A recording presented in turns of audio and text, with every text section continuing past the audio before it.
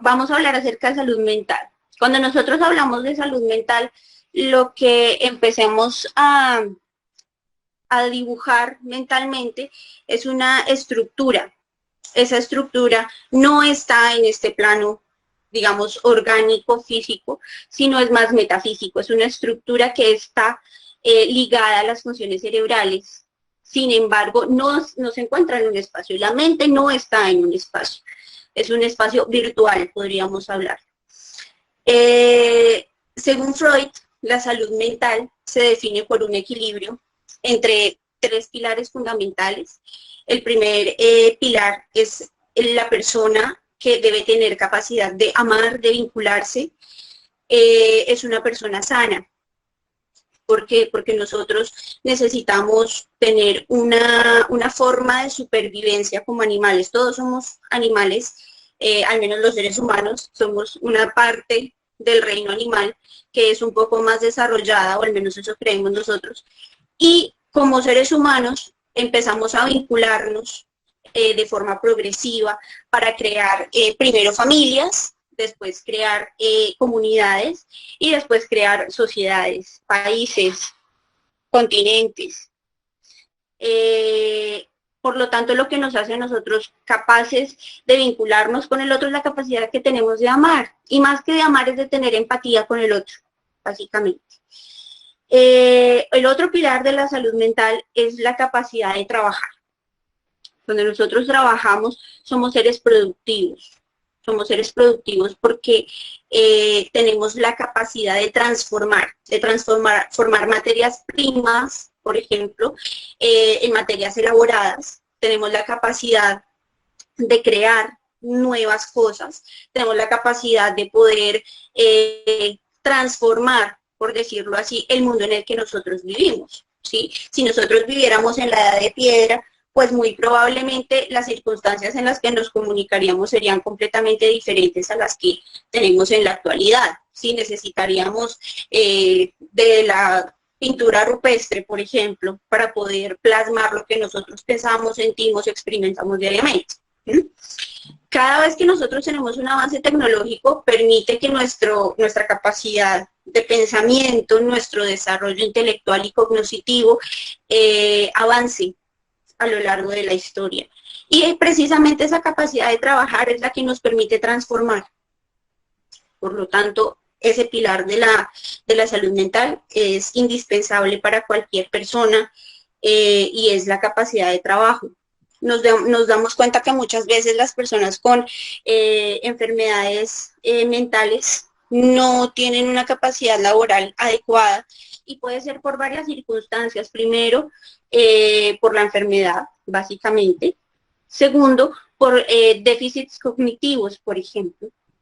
O simplemente porque la misma enfermedad como síntoma genera una disminución del deseo productivo, que eso pasa, por ejemplo, en trastornos del tipo psicótico, como la esquizofrenia, o trastornos del tipo afectivo, como la depresión, en donde se involucra mucho la productividad de las personas. Y el tercer pilar de la salud mental es la capacidad de aprender y de modificar nuestro pensamiento y nuestra conducta de acuerdo a cada una de las experiencias que nosotros tenemos. ¿Por qué hablamos de la capacidad de aprender? Porque está basada en un término que yo creo que ustedes ya deben conocer o deben estar conociendo, que es la neuroplasticidad. La neuroplasticidad es una forma de modificación neuronal adaptativa, básicamente, que nos permite la supervivencia. La neuroplasticidad es mucho más intensa en los 5 primeros años del desarrollo de los niños, por ejemplo. Sin embargo, no significa que en la edad adulta nosotros ya dejemos de cambiar o de adaptarnos, que nuestras neuronas cambien o se adapten, sino que es mucho más difícil a medida que va pasando el tiempo. Si nosotros somos adultos, por ejemplo, y tenemos un accidente cerebrovascular, muy probablemente muchas de nuestras estructuras neuronales van a sufrir principalmente sufren de hipoxia cuando hay accidentes cerebrovasculares. Sin embargo, quedan otras estructuras subyacentes que muchas veces son las que van a permitir la rehabilitación después de un stroke. ¿Por qué van a permitir esa rehabilitación? Porque se van a adaptar a condiciones que son subóptimas, por decirlo así, no tienen una ayuda como la tenían antes de que sucediera el evento isquémico, pero pueden llegar a ser funcionales y lo que permite que las personas puedan volver a hablar, puedan volver a caminar, puedan volver a tener sus habilidades y sus capacidades, tanto físicas como cognitivas, previamente a que se desarrolle el evento isquémico o traumático también. Entonces, si vamos a hablar de salud mental, tenemos que hablar de esos tres pilares. Lo más importante es que una persona sana mentalmente ama, trabaja y aprende. Es lo que todos debemos tener en cuenta inicialmente para hablar de salud mental. La siguiente, por favor. Cuando nosotros hablamos de salud mental, debemos tener en cuenta que esta viene como consecuencia de una reunión de ciertos factores que pueden llegar a ser de riesgo o no, y que pueden desarrollar de forma eventual una patología mental. Por sí solos, cada uno, nosotros cumpliríamos muchos de los factores de riesgo para tener una enfermedad mental. ¿Cuáles son esos factores de riesgo? Y yo le digo a mis pacientes todos los días, así como la salud y la enfermedad están ligaditas, son dos caritas de la misma moneda, debemos tener en cuenta que tanto la una como la otra dependen de los mismos factores. El primero es el entorno. En cuanto al entorno, sobre todo acá en Colombia, es muy llamativo la situación de conflicto que estamos viviendo, ¿cierto? Y que aunque creímos en algún momento que estaba superada, pues nos hemos dado cuenta en los últimos años que no está tan superada. Y en cuanto a la situación de conflicto, no me refiero únicamente a la situación del conflicto armado, no solamente a la violencia, no solamente a la guerrilla, es a la situación de conflicto que se vive en los hogares colombianos todos los días. Es la situación de conflicto a la que se ven expuestos nuestros niños todos los días. Es diferente si un niño crece en un entorno seguro, en un entorno en donde tiene garantizada la comida, el techo, la educación, el respeto, ¿sí? El amor, el aprendizaje, el colegio. ¿No? Es muy diferente a un niño que en muchas de las circunstancias de los hogares colombianos carece de gran parte de las necesidades básicas, no se pueden suplir. Entonces, el entorno va a ser un determinante muy importante en el desarrollo de la enfermedad mental y en esa concomitancia para que se desarrollen muchas de las dificultades en la adaptación. Cuando hablo de dificultades en la adaptación, en un niño no podemos hablar de un trastorno de la personalidad, por ejemplo, pero sí podemos empezar a hablar de rasgos de personalidad y de organizaciones de personalidad que pueden llevar eventualmente a que tengamos muchas dificultades a futuro. Si nosotros vemos en la actualidad el consumo de sustancias psicoactivas, por ejemplo, cada vez es mucho más temprano. Y cosas que se ven incluso ahí en Tunja, en donde uno no cree que quizás eso pase porque pues uno ve Tunja sano, pero en oportunidades en San Rafael hemos tenido niños de 9, 10 años hospitalizados porque hacen episodios psicóticos secundarios a un consumo primario y temprano de múltiples sustancias psicoactivas. Recuerdo especialmente ahorita un caso de un niño de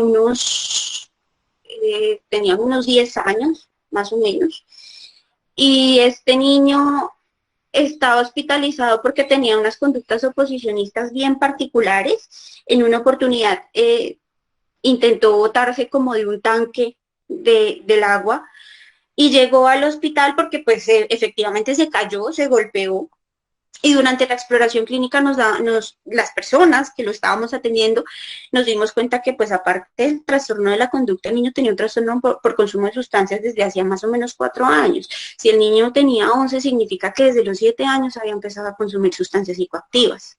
¿No? Y para él era normal porque los niños con los que normalmente crecía, sus hermanos, las personas con las que vivían, consumían sustancias psicoactivas de forma habitual. Entonces él nos decía en un momento como que no, pues es que yo el boxer me como el banano con boxer. Al banano le echo boxer y me lo como. Pues así obviamente el niño tenía cuando se le hizo la neuroimagen, tenía claramente un deterioro y aparte de eso muy probablemente ya tenía un déficit cognitivo de base que se complica con enfermedad mental del eje 1, es decir, una enfermedad mental primaria, se complica con una enfermedad mental del eje 2, que es un déficit cognitivo, y se complica adicionalmente con conductas de consumo. Entonces debemos tener en cuenta que la población que nosotros manejamos en cuanto a niños es una población de riesgo y no son cosas que nosotros tengamos que ver como algo extraño, porque son circunstancias y son situaciones que nosotros podemos encontrarnos en el día a día. Si eso es en Tunja, que es en un lugar donde uno ve que prácticamente la sociedad es educada, porque es una ciudad universitaria, y aparte de esto vemos que tiene colegios y que la cobertura en educación es muy alta, y que uno ve que en sí el perfil del boyacense es un perfil más bien como, como pacífico, por decirlo así. Imagínense en lugares como, por ejemplo, Medellín, lugares acá como Yopal. Yo en el momento estoy trabajando en Yopal y acá es, todos los días se ve que el niño mató, que el niño apuñaló, que este robó, y eso ya se vuelve el pan de cada día. ¿Mm?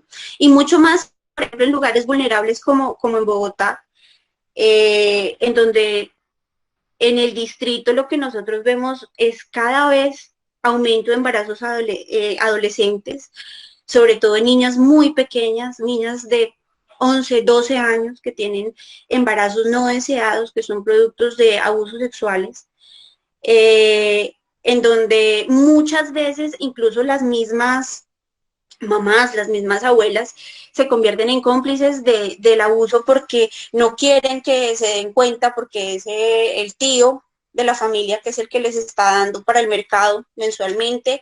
Entonces, como es el tío que les da para el mercado, entonces ellos no cuentan nada para evitarse problemas, o es porque es el primo de no sé quién, entonces para evitarnos problemas con la cuñada, con el cuñado, con quien sea, nos callamos, o porque es la pareja de la mamá, el abusador.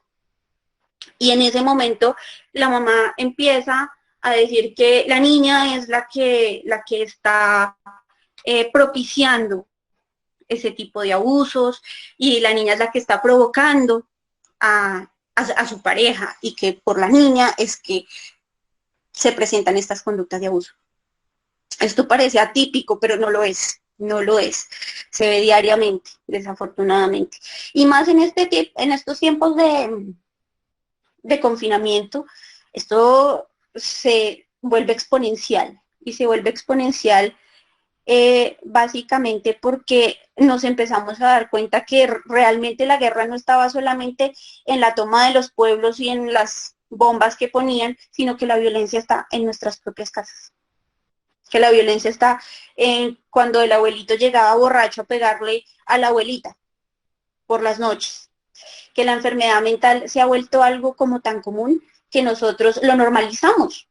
Y como la gente no consulta, entonces para nosotros es normal decir que el señor va, se toma sus tragos, se mete su pericazo y llega a la casa y le pega y abusa sexualmente de su esposa, y en un lugar en donde viven todos, en donde en una misma habitación están los 4 niños, el papá y la mamá. Eso se normaliza. Y la idea de esta charla el día de hoy es que no se normalice, es que conozcamos realmente que nosotros sí tenemos posibilidad de reconocer y de ayudar y de cambiar un poco la historia, ¿no? El otro factor de riesgo es la genética. ¿Por qué la genética? Porque como la enfermedad mental es una enfermedad igual a todas las enfermedades que existen en el mundo, dígase hipertensión crónicas, dígase hipertensión arterial, diabetes, hipotiroidismo, epilepsia, es igual, ¿sí? Y esto yo quiero que a los estudiantes les quede muy en la cabeza, ¿sí? El estigma empieza también por nosotros mismos, por nosotros como médicos cuando estamos de turno de medicina general o en urgencias y de un momento a otro decimos como que simplemente me da pereza atender a este tipo que llegó agitado porque está loco, entonces plan valoración por psiquiatría y eso se hace comúnmente, eso lo hacen muchos médicos. Falta que ustedes entren al servicio de urgencias cuando tengan que rotar por el servicio de urgencias y lo vean. Muchas veces les da miedo ir a hablar con alguien que tiene un intento de suicidio. Entonces lo único que hacen es, pásenle esa cosa al psiquiatra a ver qué hace el psiquiatra. El estigma empieza por nosotros mismos como profesionales de la salud, ¿sí? Y si yo no educo a mi paciente sobre qué es la enfermedad mental, pues muy probablemente mi paciente nunca se va a tratar. ¿Sí? Si yo no le digo que es una enfermedad que si bien no es curable, porque nosotros los médicos desafortunadamente, y así todo el mundo crea, no curamos nada.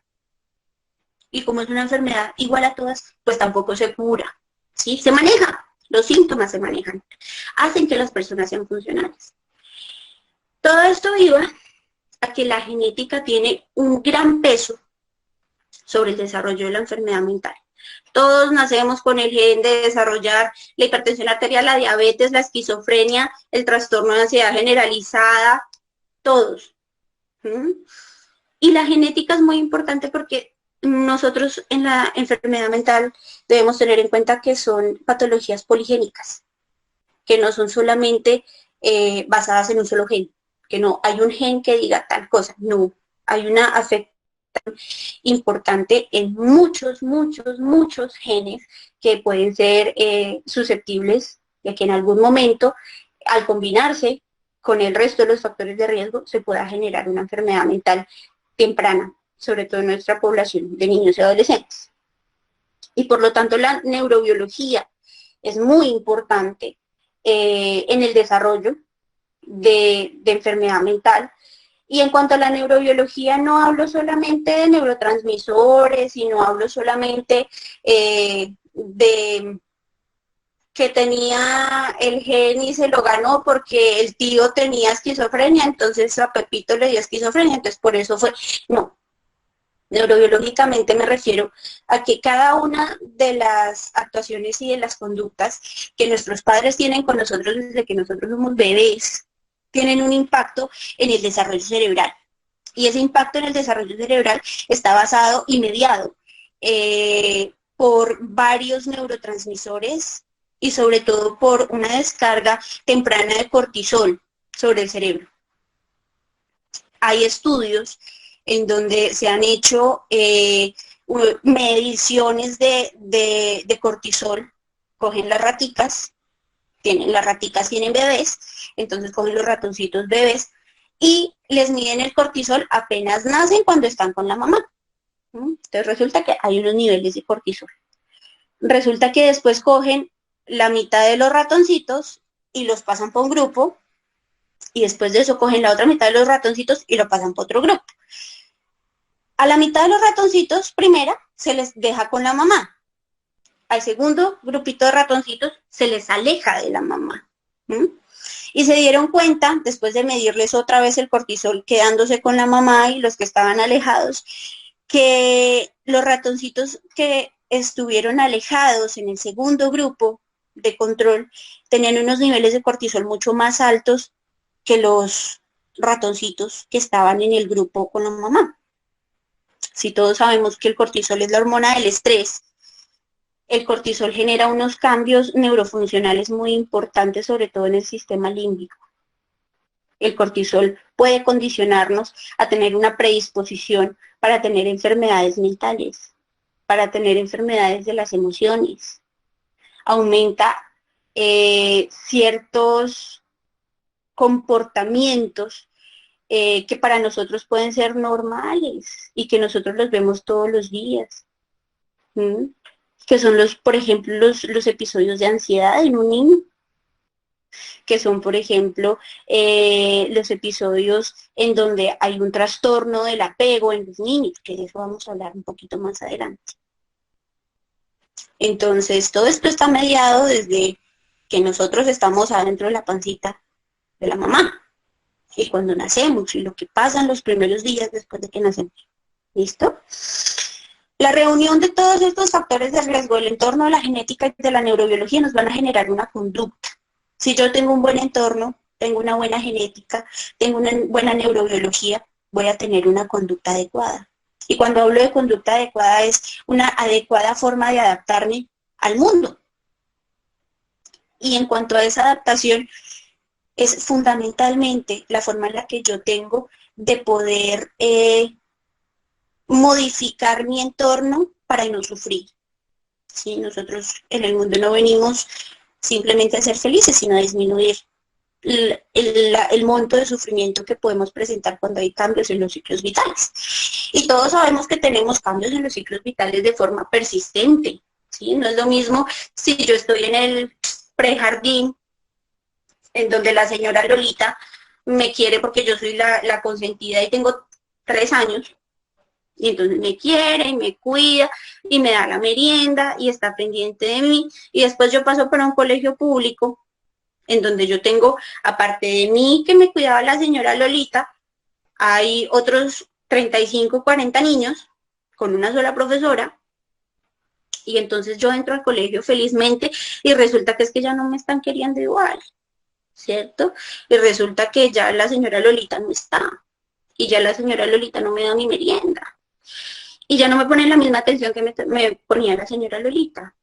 Entonces, muy probablemente este cambio puede generarme sufrimiento. Y si yo tengo 3 años y hasta ahora estoy empezando a conocer el mundo, ese cambio tan terrible genera un conflicto en mí, ¿sí? Y dependiendo de los mecanismos que yo vaya adquiriendo a lo largo de mi desarrollo, voy a poder adaptarme un poco más fácil a ese tipo de cambios en un momento dado, ¿cierto? Entonces, por eso es muy importante tener en cuenta estos pilares en cuanto a la conducta y el origen de la salud mental. Siguiente, por favor. Si vamos a hablar de entorno y sociedad, volviendo un poco a como la introducción que les di, yo quiero que hablemos inicialmente de qué tipos de padres son los que tenemos en nuestros niños de hoy. Son los papás que tienen el bebé sorpresa, que yo creo que son muchísimos, ¿sí? No tengo datos claros, pero yo me imagino que al menos un 60-70% de los embarazos que hay en la actualidad son embarazos sorpresa.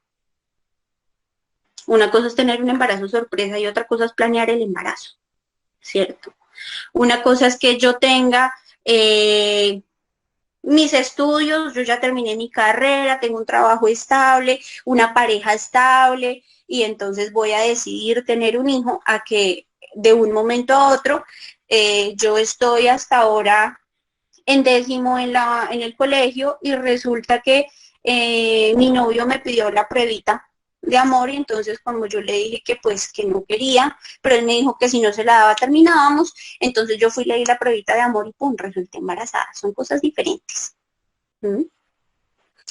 Entonces, si yo no he tenido un desarrollo, no he terminado de desarrollarme psíquicamente para empezar, no he tenido una adultez, no he tenido una formación completa, no solamente cognitiva, sino en todos los ámbitos, en la forma en la que yo me expreso, en la forma en la que yo vivo. Si yo no tengo una formación y un criterio real, si yo estoy jugando con muñecas todavía y quedo en embarazo, mi niño va a ser otro muñeco. ¿Cómo voy a tratar yo a ese niño? ¿Con qué deseo voy a esperar yo a ese bebé si estoy embarazada y estoy en 10º y mi mamá me dice que me va a echar de la casa? ¿Con ganas voy a esperar yo ese bebé? Y resulta que es que yo todo lo que siento cuando estoy embarazada se lo paso a mi bebé. ¿Mm? Entonces mi bebé sabe que yo no estoy contenta con él, ¿sí? Y mi bebé sabe también que yo estoy triste. Y mi bebé experimenta los cambios que yo tengo, porque todos los neurotransmisores que yo necesito para sentir emociones, yo se los estoy pasando también a mi bebé. Entonces, ¿qué tipo de mamá soy? ¿Qué tipo de papás somos hoy en día los papás de esta generación nueva? ¿Mm? Si aparte de eso, yo vivo en un entorno en donde no tengo suficientes recursos para poder comer bien, al menos, suplir mis necesidades básicas. Entonces yo no tengo un aporte ni de ácido fólico, ni de sulfato ferroso, ni de calcio, ni de vitamina D, ni de omegas, ni de ácidos grasos esenciales en general. ¿Qué tipo de neurodesarrollo puede tener intrauterino ese bebé? ¿Será que el tubo neural se me desarrolla bien? ¿Será que es lo mismo si yo estoy tomándome el Gestagen y estoy yendo a los controles prenatales desde la semana 4 porque me di cuenta que ya no me llegó el periodo? ¿Será que eso es igual a que yo me dé cuenta que estoy en embarazo a la semana 20 porque es que ya lleva como 3, 4 meses que no me llega el periodo y no he comido bien porque en mi casa no hay ni siquiera para comprar la leche, ni los huevos, ni la carne que yo necesito? ¿No? Y aparte de eso, como yo no sabía que estaba en embarazo, entonces yo estaba fumando y estaba tomando y estaba echándome el plon y estaba metiendo perico. ¿Qué tipo de neurodesarrollo va a tener adentro de ese bebé? ¿Qué tubo neural le estoy dando yo a ese bebé? ¿Mm? Entonces, el entorno es determinante, determinante. Eso hablando de la etapa prenatal, ¿no? Pero hablando del perinato, por ejemplo, del momento en el que yo voy a nacer, es muy diferente si yo nazco en la mitad de una vía pública, que si ustedes van a pasar por el módulo de ginecología, se van a dar cuenta que parto en vía pública. Y eso no es de un día, eso pasa muchas veces. Ahí en San Rafael. Entonces parto en vía pública y resultó que el bebé estuvo botado, hizo una hipotermia, hizo una hipoxia perinatal. En ese momento puedo determinar yo qué tipo de salud mental puede llegar a tener mi hijo. Claro, es muy diferente si yo tengo el parto en la casa, así yo tengo un parto institucional, en donde me ve un ginecólogo, en donde me ve un perinatólogo, en donde tengo al pediatra ahí mismito para atenderme. La salud cognitiva y emocional y social de ese niño cambia en algo tan sencillo como el parto. Y digo tan sencillo porque no es sencillo, es doloroso, es traumático, ¿sí? Pero es natural. Todos nos hacemos de un parto. ¿Sí? Se supone que tiene que ser sencillo, pero no lo es tanto. Si aparte de eso nosotros después de que nace, bueno, ya pasó lo del embarazo, ya todo déficit de nutrientes, consumo de sustancias durante el embarazo, tuve hipoxia perinatal. Después estoy en la casa y voy desarrollándome y resulta que hay contexto de violencia intrafamiliar. Mi papá se fue porque mi papá no quería a mi mamá, era solamente la costón, entonces yo ni lo conocí. Y entonces mi mamá tiene novios y entonces esos novios llegan y le pegan a mi mamá cuando se emborrachan. Y vivo en un constante rol de ser víctima por parte de victimarios mayores, en donde yo empiezo a reconocer que no existen figuras de autoridad básicamente porque la figura de autoridad es violenta. Y al ser violenta, yo tengo que violentar para vengarme de la figura de autoridad. Entonces empiezan a crear una serie de traumas que normalmente nosotros llamamos que son más como conflictos, que son conflictos intrapsíquicos que se van a desarrollar a lo largo de, de la vida y que tienen su base en los 5 primeros años de edad. Siguiente, por favor. En cuanto a la genética, volvemos a exactamente lo mismo. Requerimos de una carga genética, requerimos de tener un desarrollo prenatal adecuado, requerimos de tener una carga genética adecuada. Y cuando hablo de una carga genética adecuada es que si nosotros nos damos cuenta y no vayamos lejos, vayan ustedes a la vereda de Runta en Tunja, en donde ustedes van a encontrar, de hecho, la doctora Yasmín, y la neuropediatra de San Rafael, hizo un estudio sobre incesto ahí en Runta y el desarrollo de enfermedades neurológicas como familiares, básicamente. ¿Sí? Yo incluso en algún momento estuve en esa vereda de Runta, me acuerdo de un niño que tenía síndrome de Wark. Y resulta que este niño con síndrome de Wark, uno lo veía y buscaba la literatura. Yo hice ese reporte de caso de ese niño. Y me puse a hacer una revisión de la literatura y resulta que eso es lo más raro que uno puede encontrarse, ¿no? Porque entonces es que tiene un nefroblastoma y que tiene tumor de Wilms y entonces el niño tiene déficit cognitivo y bueno, es una cosa terrible, terrible, que uno dice, como estos niños, ¿cómo pueden vivir? Pero resulta que nos pusimos a cerrar el árbol genealógico y todos en Runta se casan entre primos, porque todos son de la misma vereda. Entonces, como todos son de la misma vereda, entonces los de esta casita se casan con los de la casita del frente. Y los de la casita del frente se casan con los de la casita del ladito y los de la casita del ladito vuelven, ¿sí? Como es endémico, como es ahí solito, ¿sí? Dentro del mismo contexto y dentro de la misma comunidad, nosotros sabemos que hay un aumento del riesgo de desarrollar enfermedades genéticas y heredables cuando aumenta la carga genética. ¿Y cómo aumento yo la carga genética? Pues sí, yo tengo hijos con mi primo, pues sí, yo tengo este riesgo de enfermedades y mi primo tiene el mismo riesgo de enfermedades, pues mis hijos van a tener un mayor riesgo de enfermedades. ¿En qué tipo de sociedades estamos nosotros teniendo un impacto? Para pensar. Y en cuanto al neurodesarrollo, que eso lo hemos hablado y ya con respecto a los requerimientos nutricionales durante la gestación, que muy probablemente eso ustedes podrán verlo en su módulo de atención primaria en salud, cuando entren a la parte de nutriología y uno se pone a hacer los cálculos de cuántas cosas, minerales, vitaminas, oligoelementos, micronutrientes, necesita proteínas, grasas, todo. ¿Cuánto necesita una materna para poder desarrollar bien un bebé? No, se acaba todo, o sea, no, la comida del mundo queda poquita. Y debemos tener en cuenta que vivimos en una sociedad claramente desnutrida. En Colombia los niños se mueren de hambre.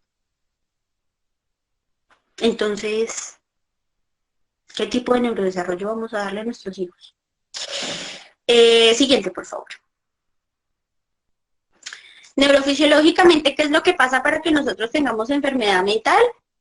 Tienen que existir varias alteraciones. Dentro de esas alteraciones, pues vamos a encontrar básicamente alteraciones funcionales, ¿sí? Eso no quiere decir que no pueden haber alteraciones estructurales que puedan generar enfermedad mental.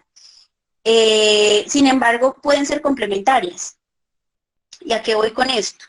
Muchas veces las personas creen que si me hacen a mí una imagen cerebral y yo tengo una enfermedad mental, entonces me tiene que salir algo, me tiene que salir un tumor o alguna cosa así. Resulta que no es tanto así. Y yo comparo mucho la enfermedad mental, sobre todo con la hipertensión y con la diabetes, ¿sí?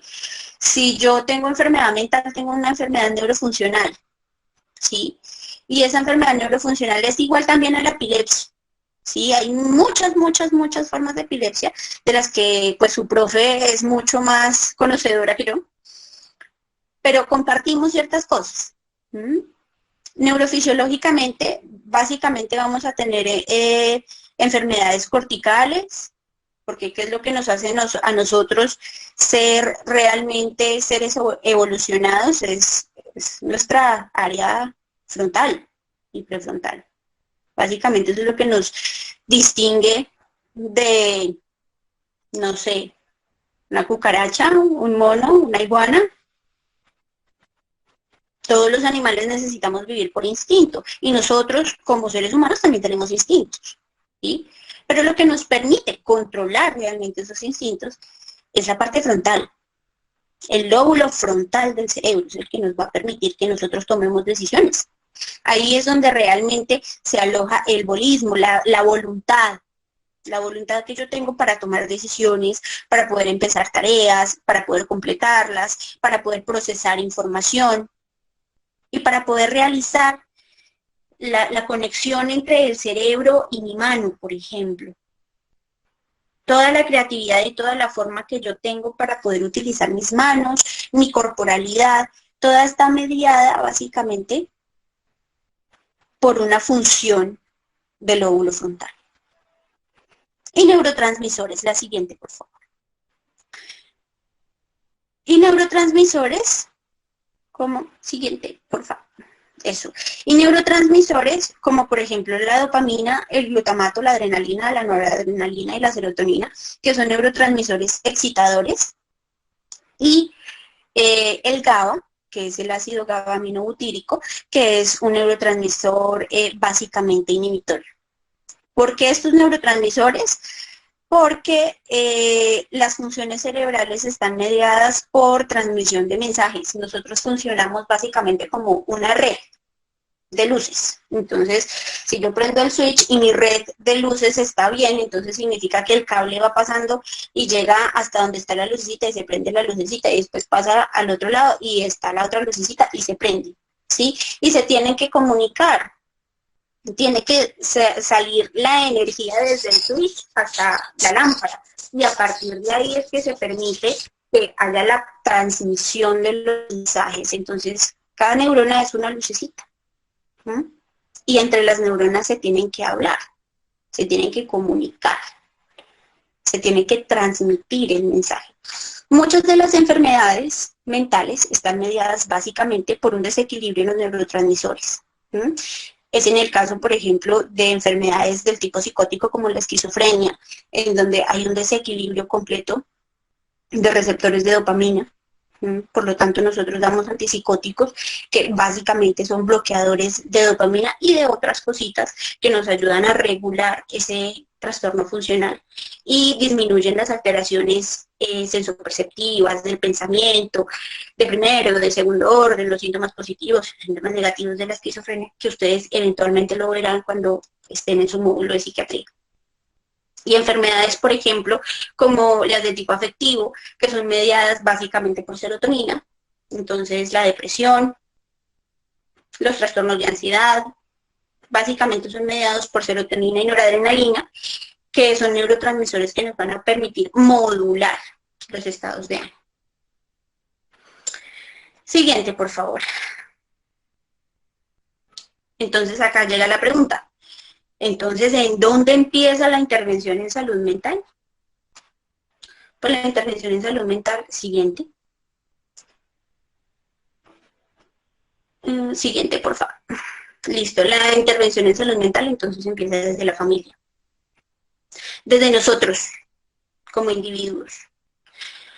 Empieza desde el momento en el que yo voy a decidir ser adulto. Y dentro de mi decisión de ser adulto, en la forma en la que yo tomo de forma autónoma decisiones y me hago cargo de las decisiones que estoy tomando y de las consecuencias que tienen esas decisiones, sean convenientes o inconvenientes para mí. ¿Por qué nace la intervención en salud mental desde la familia? Porque la familia es la célula básica de la sociedad. Es donde nosotros aprendemos a socializar. Es en donde yo sé y empiezo a gestar todas las relaciones humanas que yo voy a tener a lo largo de mi vida. ¿Por qué? básicamente porque todas las relaciones que yo tengo desde que nazco hasta más o menos los 5, 6, 7 años, esas relaciones y cómo las tuve, las voy a seguir reeditando a lo largo de la vida. ¿Mm?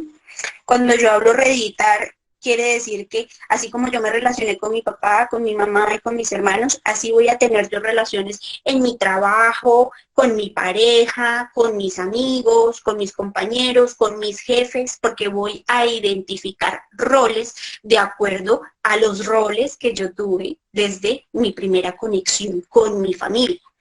Por eso es el agente de socialización por excelencia. Es la más universal de las instituciones. La familia no tiene un nombre.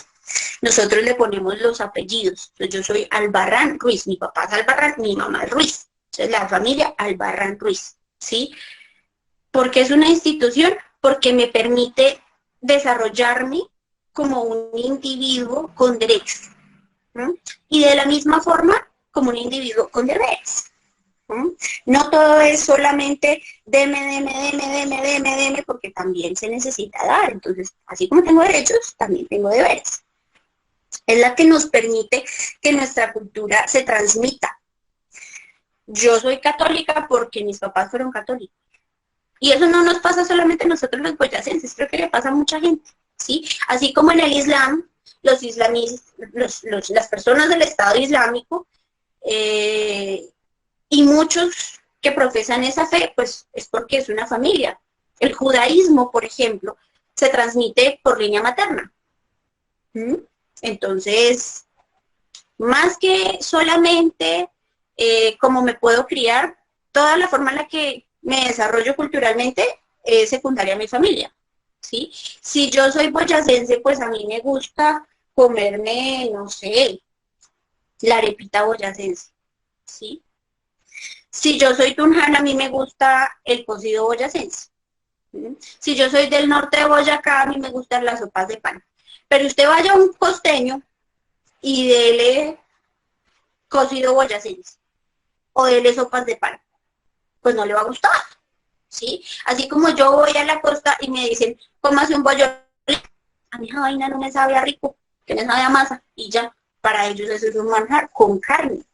¿Sí? La cultura es la que va a determinar cómo voy a desarrollarme yo como ser social.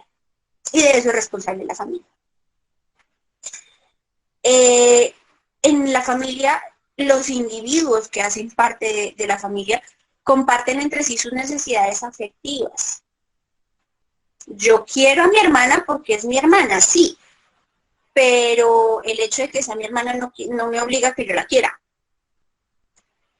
Mis necesidades afectivas están relacionadas con lo que yo quiero, con lo que yo necesito, con lo que me siento cómoda. Y parte de esas necesidades afectivas están cubiertas en la familia. ¿Sí? Yo quiero que me apapachen. Todos cuando nos da gripa y no estamos malitos y como que, ay, no me quiero levantar el día de hoy, ¿qué es lo que hacemos? Como que, ay, ojalá estuviera mi mamita y me hiciera un caldito de pollo y un agua de panelita, ¿cierto? Que me apapachen, que me consientan mientras me mejoro. Eso es una función de una necesidad afectiva. Y todos necesitamos afecto, ¿sí? A excepción de los psicópatas, que ellos no necesitan afecto realmente. Y por último, las funciones de los roles. Los roles son muy importantes porque dentro de la misma familia es muy diferente si yo soy el papá, o soy la mamá, o soy el hijo mayor, o soy el hijo menor. Cada uno va a tener un rol diferente en la familia, ¿sí? Eso nos va a permitir a nosotros de forma inicial, por ejemplo, reconocer las figuras de autoridad. Y muchas veces llegan a la consulta mamás deprimidas. Es que mi hijo no me quiere, mi hijo no me ama, y lloran con uno. Y resulta que uno les dice, pero ¿por qué sufres? No, porque es que mi hijo me dice que me odia, y es que yo no puedo ser amiga de mi hijo, porque es que mi hijo tiene otras amigas, y a las amigas y le cuenta cosas, y a mí no. Entonces, pues primero, la mamá es la mamá, no es la amiga. Son cosas diferentes. Como rol es diferente, ¿sí? Como rol, la mamá tiene que generar protección, cariño, cuidados, que son diferentes a un rol que hace un amigo, ¿cierto? O es que el amigo también le genera protección, cariño, cuidado. Muy probablemente no. ¿Mm? Por lo tanto, uno no puede asimilar roles porque los está confundiendo. Y si está confundiendo roles, significa que desde su casa no había un rol realmente establecido, ¿sí? Y eso significa que muy probablemente va a tener dificultades, al menos un ejemplo, para reconocer figuras de autoridad. ¿Mm? ¿El rol para qué sirve? Básicamente para algo muy importante y que últimamente se dificulta muchísimo en las familias, y es el establecimiento de patrones de crianza, de límites y de señalamientos, ¿sí? Los niños de hoy en día, y uno desafortunadamente lo ve, hacen lo que quieren. El niño tiene que estar guiado. El niño no sabe qué hacer, el niño no conoce el mundo. Para eso tiene a los papás. Los papás son los que le permiten conocer. Los papás son los que le permiten saber hasta dónde puede tener o no tener consecuencias de cosas. La única persona que le permite a uno conocer el mundo es su papá y su mamá. Si no, yo estoy perdida. Si yo estoy perdida en un mundo y me ponen a mí a tomar decisiones, ¿será que yo las tomo bien? Pues yo creería que muy probablemente no. Y si mi cerebro todavía no está en la capacidad de adaptarse a los cambios, pues me va a generar sufrimiento, obviamente. Y el sufrimiento me puede generar enfermedad. Siguiente. Entonces vamos a hablar de algo muy importante, que es la salud mental materno-perinatal. ¿Por qué es tan importante? Resulta que sí existe. Y muchas veces, yo me acuerdo cuando estaba todavía de estudiante y decían, pero salud mental materno-perinatal, ¿es que los niños nacen locos o qué?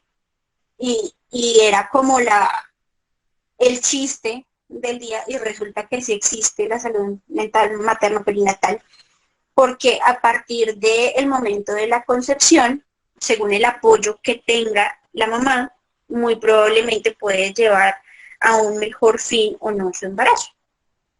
Y dentro de la salud mental materno-perinatal también está la forma en la que la mamá toma las decisiones acerca del desarrollo de su embarazo, ¿sí? Temas controvertidos, cada uno tendrá sus opiniones, pero cosas como, por ejemplo, la interrupción voluntaria del embarazo, tienen que ser necesarias en situaciones claramente muy particulares, pero que pongan en riesgo la salud de la mamá. Y dentro de estas está también los trastornos mentales. Si yo tengo una mamá claramente deprimida, en la que corre riesgo su integridad, porque ella no quería tener ese bebé porque fue víctima de un abuso sexual y posteriormente a eso quedó en embarazo, obviamente la decisión muy probablemente más sana para esa mujer pueda ser la interrupción voluntaria de la gestación. Son situaciones que son controvertidas, pero que para la salud mental de las mujeres que padecen ese tipo de traumas, ayudarían un poco a minorar el sufrimiento. ¿Mm? Por otro lado, el desarrollo de gestaciones en lo que llaman ahora las madres solteras, que no son madres solteras realmente, son mamás, pero son mamás que están solas. Eso genera también sufrimiento, ¿sí? Entonces, si nosotros educamos y si aparte de eso prestamos una ayuda psicosocial, desde la primera vez que esa mamá sabe que está en embarazo, muy probablemente pueda ser un poco más sana la gestación. Y por último, involucrar también a los papás, ¿sí? Porque resulta que muchas veces la carga de la crianza, de la crianza y de la tenencia de los hijos se queda en la mujer. Y resulta que para que haya un bebé se necesita de un óvulo y de un espermatozoide. O sea, la mujer no quedó embarazada por obra y gracia del Espíritu Santo a menos que sea la Virgen María. Entonces se tiene que involucrar a la pareja durante el desarrollo de los ciclos, por ejemplo, psicoprofilácticos que ustedes como médicos en su año al menos de servicio social van a tener que hacerlo. Van a tener que ver maternas, van a tener que involucrarlas en el desarrollo de cualquier tipo de actividad dentro del embarazo y asimismo también van a necesitar involucrar a los papás. ¿Mm? El papá tiene que estar presente. Y ahí en San Rafael es una institución IAMI, que es una institución amiga de la mujer y de la infancia, en donde se propende también porque el papá esté muy involucrado, sobre todo en el proceso de nacimiento. En algunos momentos puede, si la persona desea estar en el momento del nacimiento del bebé, si el esposo quiere estar, y si ha cumplido juiciosamente con todas los cursos del ciclo psicoprofiláctico, se les permite entrar, se les permite acompañar a su pareja, a que tenga su bebé, y esa conexión es primordial. Es muy diferente si uno está tirado en una camilla de litotomía, que yo me imagino que ustedes ya deben saber cómo es eso, con las piernas abiertas y pujando y mirando todo gente con tapabocas y con gorro diciéndole mamá puje, mamá puje. Diferente a que yo tenga a mi pareja al lado, ¿cierto? Y diciendo, mi amor, tú puedes. Eso ayuda. Eso hace parte de la relación.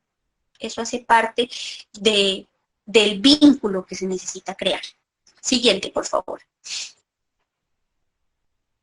Entonces, ¿cómo creo yo el vínculo? El vínculo primario, después de que nace el bebé, se crea básicamente por el instinto. No sé si ustedes alguna vez ya hayan estado en un parto, pero al menos en las instituciones IAMI y se tiene que hacer de forma protocolaria el contacto piel a piel con la mamá apenas nace el bebé. Entonces sale el chinito, uno le hace, o sea, sostiene al bebé y apenas lo sostiene mientras va dejando de pulsar, por ejemplo, el cordón umbilical y todo eso, uno pone al bebé encima de la mamá. Resulta que el bebé empieza a oler. Lo primero que se nos desarrolla a nosotros es el olfato. Y no es un olor, no es un olor. Simplemente las mamas de la mamá empiezan a liberar, como se empieza a liberar una gran cantidad de oxitocina y de prolactina y de todas estas cosas para que haya la lactancia materna, hay un olor, hay hormonas oliendo. Entonces el bebé lo primero que hace es llora. ¿Y por qué llora el bebé? Por hambre. Lo primero que busca un bebé es la teta. Siempre. ¿Por qué? Porque se siente feo. Un bebé no sabe que se siente feo. Un bebé no tiene la idea del disconfort. Un bebé no sabe qué siente cuando nace, ¿cierto? Entonces lo primero que hace es buscar la teta. Cuando uno pone los bebés encima de las mamás, algunos incluso alcanzan a intentar llegar hasta el pezón para empezar a mamar de la teta de la mamá. Ese es el vínculo primario. El vínculo primario está en la necesidad que tiene el bebé de alimentarse, ¿sí? Porque cuando come se siente satisfecho, se siente llenito, rozagante, se quedan dormiditos, ¿cierto? Y en la necesidad de la mamá de prestar protección. ¿Sí? Por lo tanto, el vínculo primario entre la diada madre e hijo está básicamente en la lactancia. Y a ustedes les van a enseñar en su módulo de atención primaria en salud que la lactancia materna es lo más importante que existe para la salud del bebé porque tiene todas las inmunoglobulinas que el niño no tiene, tiene todas las proteínas que el niño necesita, todos los aminoácidos, todas las vitaminas, el niño se cura, mejor dicho, eso es la panacea. efectivamente, es la panacea, pero aparte de eso, no solamente genera un vínculo nutricional, podríamos llamarlo así, sino también genera un vínculo psíquico, emocional. Por eso ahí ustedes abajo ven al bebé en el dibujito, en el circulito, en la parte de abajo ven al bebé tomando teta y ven como el arbolito de la teta de la mamá pasa al arbolito en la boquita del bebé. Por eso es la teta de la mamá y la leche de la mamá empieza a implantar raíz, semillitas adentro del cuerpo del bebé. Y eso permite que el bebé conozca el mundo. Siguiente, por favor. Entonces, ¿qué va a determinar la salud mental en la infancia? Básicamente dos cosas. Una, que es el neurodesarrollo, con lo que ustedes con su profesora ya deben ser unos duros en neurodesarrollo y ya deben conocer todas las etapas, y en qué momento se da la sonrisa social, y en qué momento el bebé entonces se empieza a mover, y entonces ya deben saber todos los reflejos del neonato, y bueno, todas estas cosas, para ver si el niño tiene o no tiene un buen neurodesarrollo. Y la otra parte es el psicodesarrollo. Entonces, siguiente, por favor. Las etapas del neurodesarrollo acá yo se las puse en un muñequito de esta página que se llama neuropediatría.org. Y entonces acá está todo lo que yo les decía inicialmente, empezamos desde la parte de abajito, donde dice desarrollo anatómico. ¿Qué es lo que nos va a generar el desarrollo del tubo neural? Como ya lo he hablado en esta presentación del día de hoy, llega el nacimiento. Y después del nacimiento, entonces el niño empieza a explorar el mundo y entonces se empieza a identificar objetos parciales, de los cuales hablaremos posteriormente.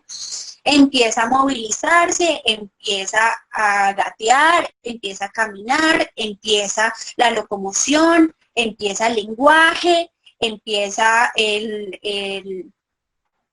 cuando ya está un poquito más grandecito, empieza el control de los esfínteres, la comprensión del entorno. Por eso es que se necesita que un niño vaya al colegio más o menos después de los 6 añitos, porque antes pues ni siquiera tiene todavía los deditos desarrollados, ni la estructura ósea desarrollada para coger un lápiz. Un niño hasta los 5 o 6 años tiene que jugar, tiene que ir a meterse al arenero y echarse agua, y tiene que ir a subirse a los columpios, ir a ver los gusanitos y las mariposas. Eso tiene que hacer un niño.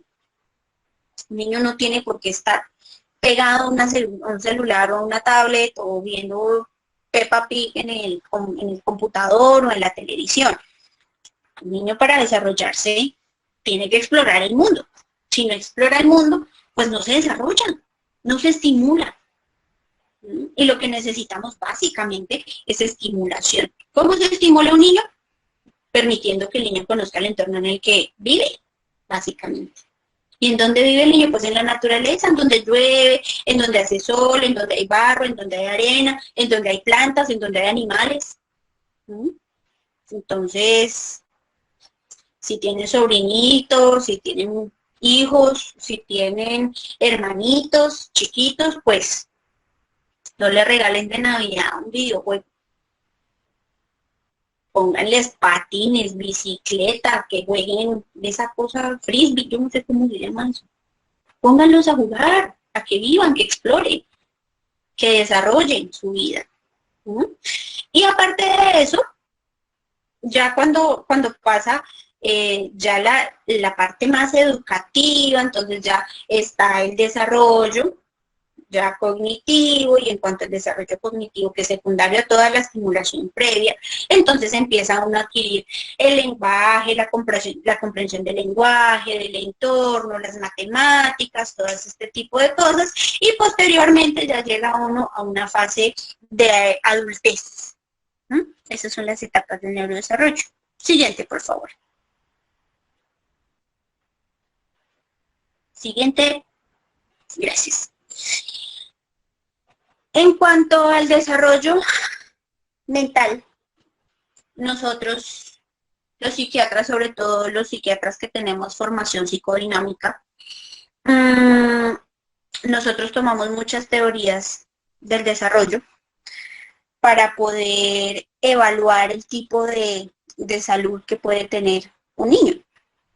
Dentro de las teorías del desarrollo, la que más ha sido estudiada y que no solamente lo utilizamos nosotros los psiquiatras, sino que también la estudian los neuropediatras, la estudian los psicopedagogos, la estudian los profesores, todos los tipos de formadores, es la teoría del desarrollo cognitivo de Jean Piaget. ¿Mm? Y que esa yo creo que también ustedes la deben estudiar en su módulo de neuropediatría. Tenemos la etapa sensoriomotora, la preoperacional, la de operaciones concretas y la de operaciones formales. Entonces, en la sensoriomotora, ¿qué es lo que necesitamos? Pues que el niño conozca los sentidos, los experimente y aprenda a conocer su corporalidad. ¿Mm? Que esto es frío, que esto es calor, que si yo muevo, si ustedes cuando vayan a explorar a un niño, si el niño está acostadito y ustedes le ponen un móvil de esos, los que tienen los muñequitos, el niño empieza así, se da cuenta que cuando él genera un estímulo, el muñequito se mueve. Eso hace parte del conocimiento sensoriomotor, de que si yo doy un estímulo con mi manito, porque tengo que moverla, como, ay, apareció la mano, ¿cierto? Pues primero tiene que aparecer la mano. Y después de que aparece la mano, aparece el exterior. ¿Mm? Esa es la etapa sensoriomotora, que es más o menos de los 0 a los 2 años. Ahí es cuando el niño empieza a gatear, empieza a dar sus primeros pasitos, empieza a abandonar a su mamá. En la etapa preoperacional es en donde ya está el desarrollo de la función simbólica, y en esta función simbólica está el aprendizaje del lenguaje claramente, sobre todo con el no. No sé si ustedes se han dado cuenta que los niños cuando empiezan a hablar tienen una etapa del no. No, todo es no, no, no, no. Porque empiezan a hacerse una imagen simbólica. Cuando el niño empieza a decir no se da cuenta de que algo pasa, ¿cierto? Y si algo pasa es porque no,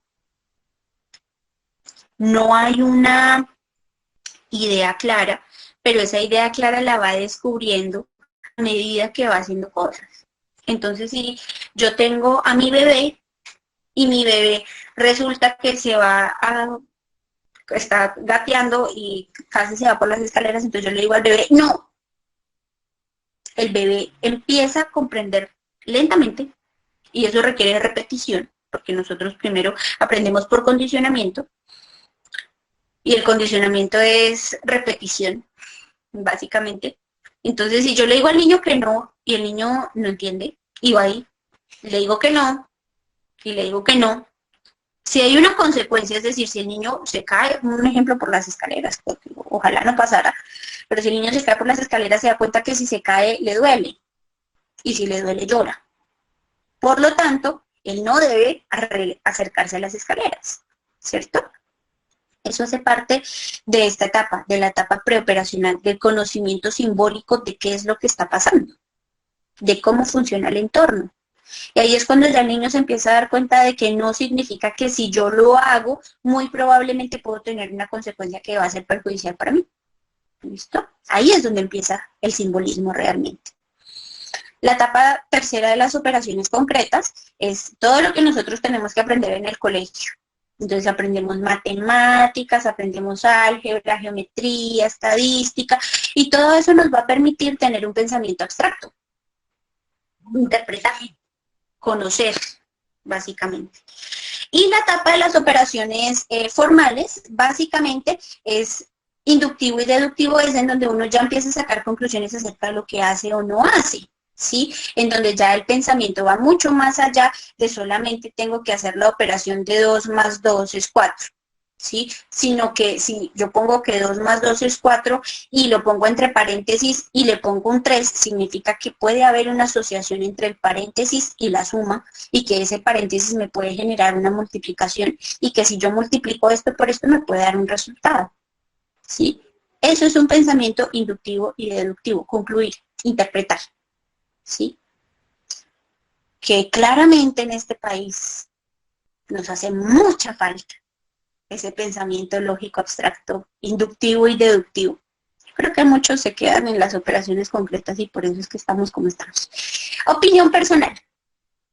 Siguiente, por favor. Siguiente. Listo. Entonces, en cuanto al desarrollo emocional, básicamente ya hablamos de cómo tiene que desarrollarse el niño cognitivamente. El desarrollo del niño en cuanto a su vínculo con el mundo ha sido estudiado ampliamente por varios pensadores, muchos de ellos son psicoanalistas. Por ejemplo, Winnicott era pediatra y aparte de ser pediatra era psicoanalista. ¿Qué fue lo que hizo Winnicott? Ver niños. ¿Cómo veía a los niños? Veía a los niños desde que nacen hasta más o menos los 2 primeros años de edad. Y se dio cuenta que el niño pasa por 3 etapas. La primera etapa se llama una etapa de dependencia absoluta. La etapa de dependencia absoluta se da desde el momento del nacimiento. ¿Por qué? Porque el niño requiere completa y absolutamente todo el tiempo de su mamá y de su entorno, ¿no? Es decir, de la persona que hace las funciones de la mamá, si no es la mamá. ¿Mm? ¿Por qué? Porque el niño no puede comer por sí solo, no puede abrigarse por sí solo, el niño no conoce el mundo, por lo tanto requiere de cuidados permanentes. Esos cuidados permanentes van a depender de la calidad de mamá, se llama una madre suficientemente buena, para que el niño pueda relacionarse con el mundo. En esta etapa de dependencia, pues entonces, lo primero que tiene que pasar es que la mamá se tiene que preocupar por el niño. Si la mamá no se preocupa por el niño, no puede interpretar qué es lo que el niño quiere. Cuando uno se convierte en mamá, no se da cuenta que el niño llora diferente.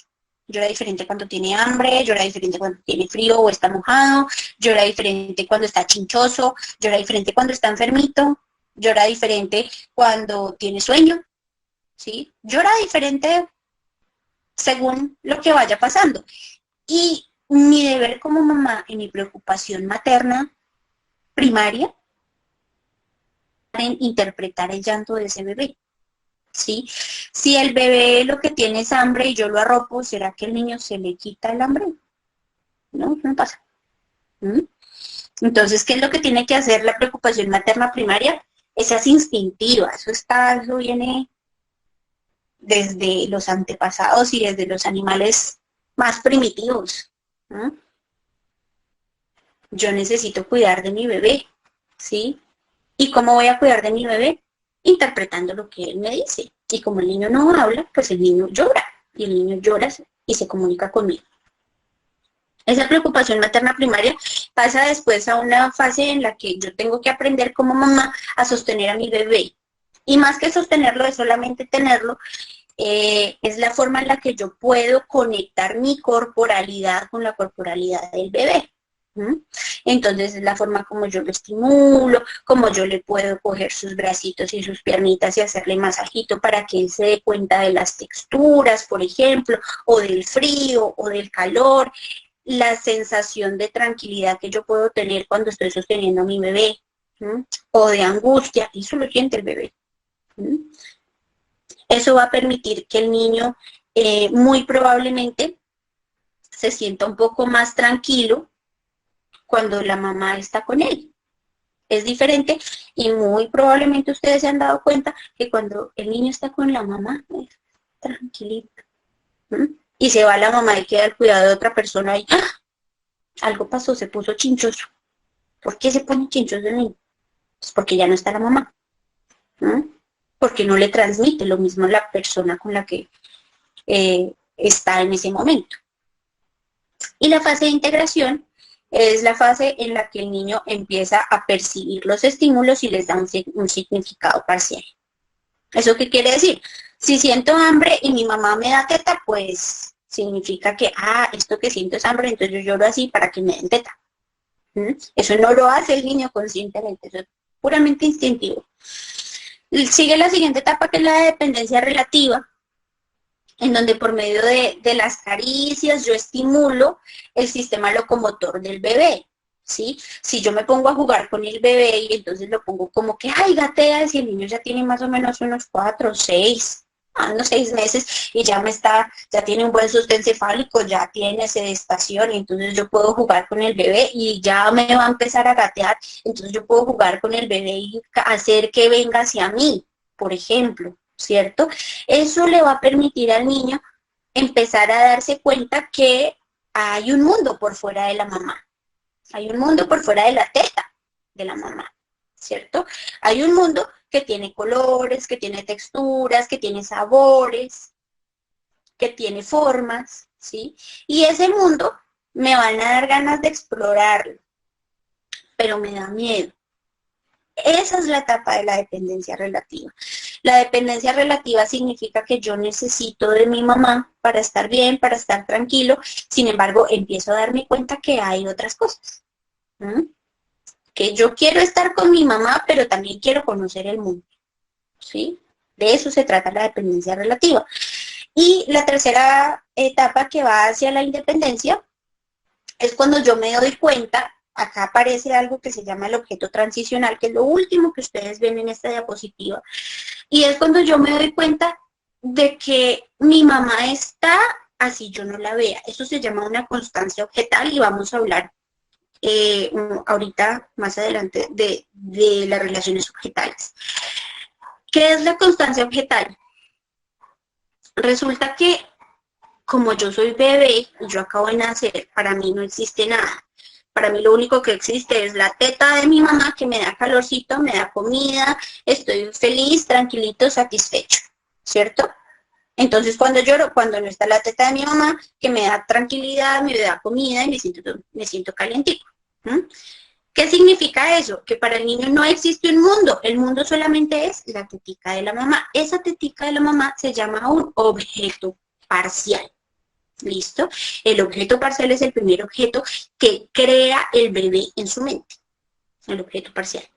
Después, cuando yo me doy cuenta que hay una persona, obviamente a medida que va pasando los mesecitos postnatal, cuando yo me empiezo a dar cuenta que hay una persona que tiene esa teta, aparece la mamá, ¿sí? Y ahí cuando aparece la mamá, ya deja de ser el objeto parcial seno, mama, pecho, ya deja de ser ese el objeto parcial y aparece el objeto total. El objeto total es mamá, completa, ¿sí? En esta etapa de hacia la independencia, lo que me permite es saber que mi mamá, así yo no la vea, mi mamá está. ¿Por qué? Porque el niño empieza a pensar, cuando es chiquitico, que si la mamá no está, él se muere, ¿cierto? Porque si mi mamá no está, que mi mamá es la que me da de comer, hay una sensación, se llama una pulsión talática, una pulsión de aniquilación que es permanente. ¿Mm? Después de que pasa el tiempo y de que yo estoy explorando el mundo, yo me doy cuenta de que mi mamá yo la tengo acá ya metida en la cabecita y mi mamá está. Pero entonces yo necesito algo que represente a mi mamá para que no me dé miedo. Y es cuando los niños están en su cunita y uno les pone entonces el peluchito, ¿cierto? El peluchito es bonito porque el peluche recuerda a la mamá, el peluche es acolchonadito, es tranquilito, y entonces el peluche me recuerda y me da una figura materna. Ese peluche es lo que nosotros llamamos el objeto transicional. No es solamente el peluchito, para algunos es una cobija, por ejemplo. Muchos de ustedes en algún momento de sus vidas se acordarán que la mamá le tenía a uno la cobijita preferida del niño. Pues claro, tenía la cobijita preferida porque ese era su objeto transicional. Era el momento en el que el niño podía sentir que estaba solito, pero estaba acompañado de su mamá si tenía la cobijita. Se llega a perder la cobija, no, es terrible, porque significa que la parte emocional que tenía vinculada hacia la cobijita que era su mamá ya no está. Entonces, a ponerle cuidado. Siguiente diapositiva, por favor. En cuanto a las relaciones objetales, hay dos de los principales psicoanalistas. Uno es René Spitz y la otra es Melanie Klein. Melanie Klein nos hablaba básicamente de los objetos, como les dije, los objetos parciales y los objetos totales. Estos objetos iban a generar en el niño unas posiciones, se llama, una es la posición esquizoparanoide y la otra es la posición depresiva. La posición esquizoparanoide en un bebé es la sensación de muerte inminente porque no estaba la mamá, y la posición depresiva es cuando ya el niño está desarrollado y se da cuenta que su mamá, estando, puede que no esté físicamente, pero está, eso lo pone triste, pero ahí es donde tiene el objeto transicional. Y en cuanto a la teoría del apego, René Spitz hizo unos estudios muy importantes en población pediátrica y él describió algo que se llama la depresión anaclítica. La depresión anaclítica, ustedes dirán, ay, en los bebés, sí, los bebés también se deprimen.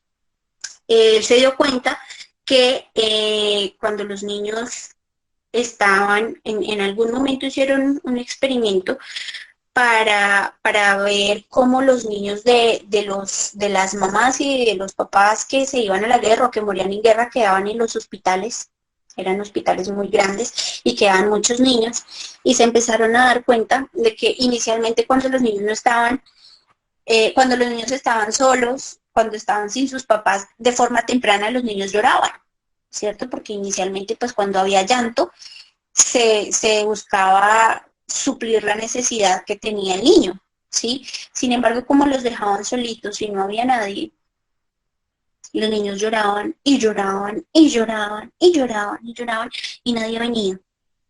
Significaba que no había nadie que supliera esas necesidades. Y no solamente son necesidades, como les decía, instintivas, sino también necesidades vinculares y emocionales. Como no había nadie que supliera esas necesidades, entonces simplemente los niños dejaban de llorar, dejaban de comer y se morían. Ahí, a partir de ahí apareció la teoría del apego, en donde se reporta que la necesidad vincular del niño no solamente ayuda a la supervivencia mmm, orgánica, sino también a la supervivencia mental. Si el niño se deprime, si un bebé se deprime, si un bebé deja de comer, deja de dormir y deja de llorar, pues un bebé se muere. ¿Sí? Eso existe también. Claramente ahora es un poco menos común, ¿sí? Pero puede existir. Y muchos de nosotros, muchos de los adultos hoy en día, padecieron de depresión anaclítica, nunca se dieron cuenta y son esas personas que no tienen capacidad de apego. Siguiente, por favor. Y entramos finalmente. Siguiente diapositiva, por favor.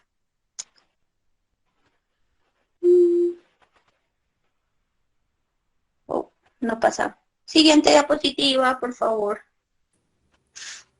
Un momento, que es que el internet es un poquito lento. Ok.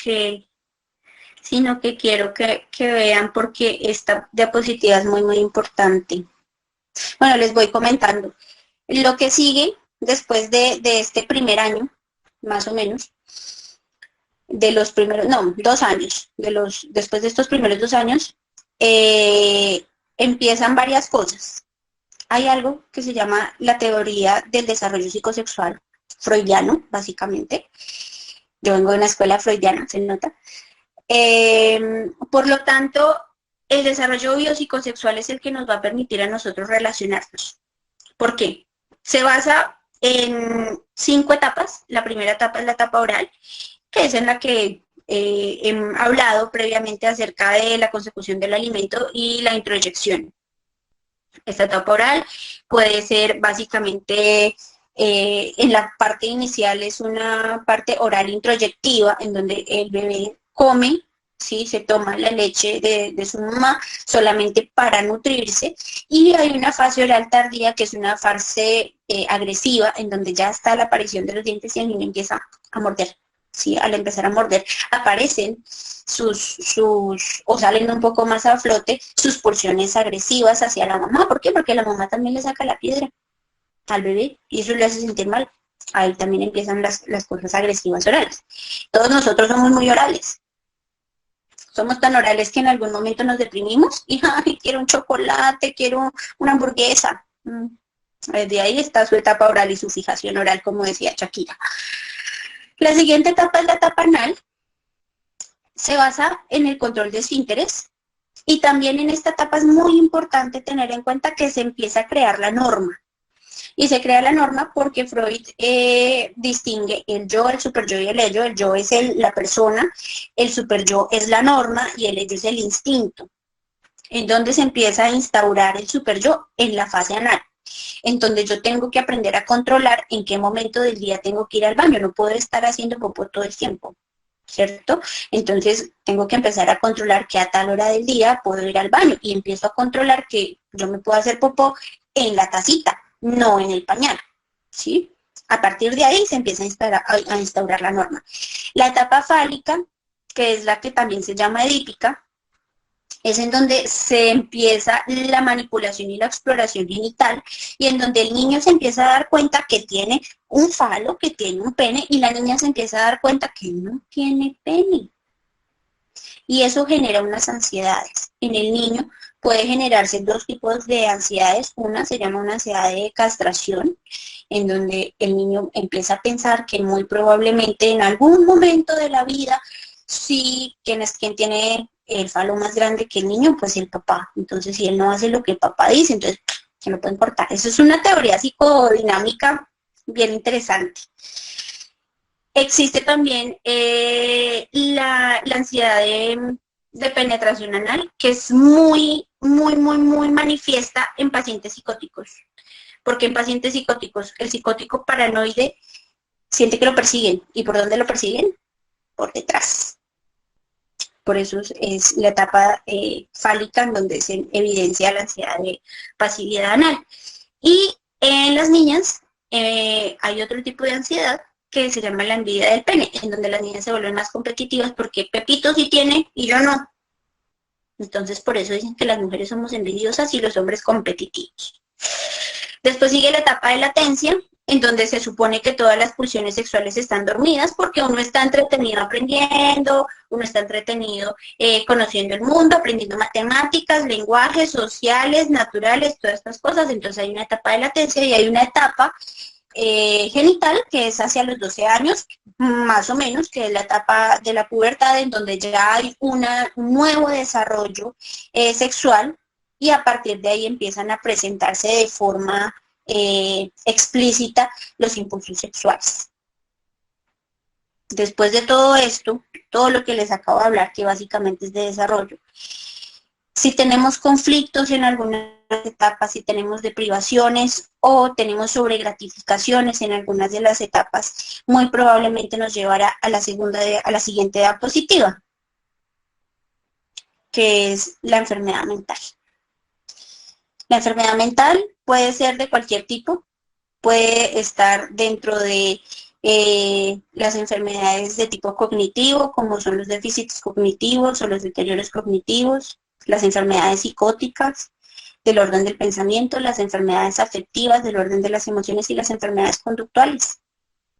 Los trastornos por consumo de sustancias psicoactivas, el trastorno posicionista desafiante y los trastornos de personalidad, que como les decían los niños, no hablamos de trastornos de personalidad, sino de organizaciones de personalidad. Con esto, ya yo quería decirles a ustedes que el mensaje es que tenemos que educarnos nosotros, tenemos que intentar educar a nuestros pacientes, tenemos que intentar sanar nosotros mismos antes de poder tener una familia. Les recomiendo que empecemos cada uno dentro de sus posibilidades, un proceso psicoterapéutico, eso nos ayuda a sanar las cosas que creemos que estamos muy sanitos, pero no tanto. Para poder dar una mejor calidad de vida a los que vienen un poquito más adelante. Si van a hablar de psicopatología, eso lo harán en su módulo de psiquiatría. Hoy hablaba de salud mental, no de enfermedad. Entonces ese es el mensaje. Muchas gracias por invitarme, de verdad, a su módulo. Disfruté mucho hacer esta presentación para ustedes y espero que haya sido en algo de ayuda. Gracias. Doc, muchísimas gracias. Realmente fue una ponencia de esas que mueve fibras, ¿no? Definitivamente tienes mucha razón y en ese proceso de autoevaluación, de bueno, quién es uno, está preparado uno o no para formar una familia, se cuestiona muchísimas cosas y es que la salud mental de nuestros niños, niñas y adolescentes realmente que lo es todo. Muchas de los vicios y de los problemas que se generan en la sociedad son precisamente por eso, tener Ujú. malos modelos de crianza, de apego y de nuevo muchísimas gracias por este abordaje que muy pocas veces se realiza y que necesitábamos en el curso, Doc. Entonces, bueno, mil gracias. Muy enriquecedor, como nos dice Lisette Romero acá. Y bueno, Doc, muchísimas gracias.